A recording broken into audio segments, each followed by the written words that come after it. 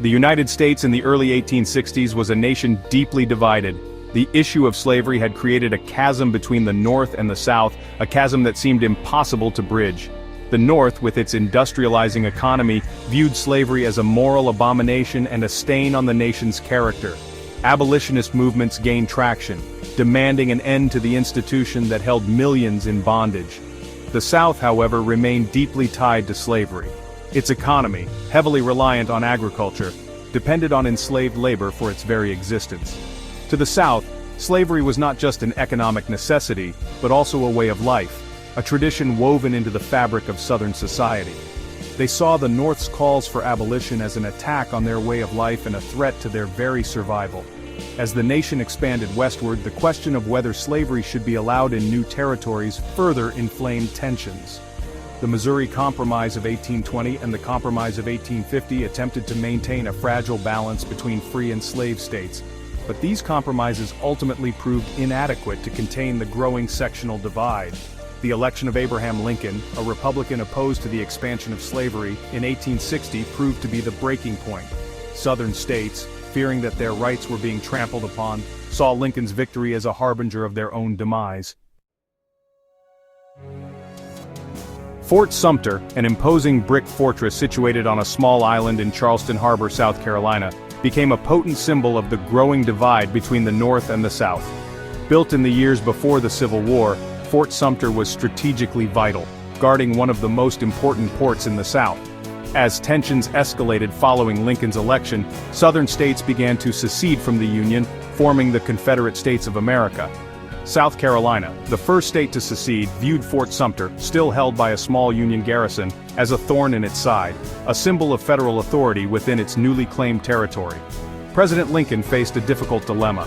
Evacuating Fort Sumter would be seen as a sign of weakness, a tacit acknowledgement of the Confederacy's legitimacy. However, sending reinforcements could be interpreted as an act of aggression, potentially sparking a war that he desperately wanted to avoid. Lincoln ultimately chose a middle course, opting to resupply the fort without reinforcing it. He hoped this action would demonstrate his commitment to maintaining federal property while avoiding any provocation. He underestimated, however, the resolve of the Confederacy and its willingness to resort to arms. In the early morning hours of April 12, 1861, Confederate batteries surrounding Charleston Harbor unleashed a furious bombardment on Fort Sumter. The shelling, directed by Confederate Generals P.G.T. Beauregard and Robert E. Lee, marked the beginning of the American Civil War. The Union garrison, commanded by Major Robert Anderson, bravely defended the fort, returning fire as best they could. Outnumbered and outgunned, however, their situation was hopeless. For 34 hours the bombardment continued, the fort's brick walls crumbling under the relentless barrage. On April 13th, with the fort ablaze and their supplies exhausted, Major Anderson and his men were forced to surrender. The Confederate flag now flew over Fort Sumter, a powerful symbol of Southern defiance. The shots heard. Round the world had been fired, plunging the nation into a bloody conflict that would last for 4 long years. Section 4. The Aftermath of Sumter, a Nation at War. The Battle of Fort Sumter, though brief and relatively bloodless, had profound consequences for the United States. The attack on Fort Sumter galvanized the North, uniting a divided public behind the cause of preserving the Union. Lincoln's call for 75,000 volunteers was met with an overwhelming response, as men from all walks of life rushed to enlist. The Confederacy, emboldened by its victory at Sumter, prepared for a larger conflict, confident in its ability to defend its newly won independence. The Civil War, long a distant possibility, had become a brutal reality.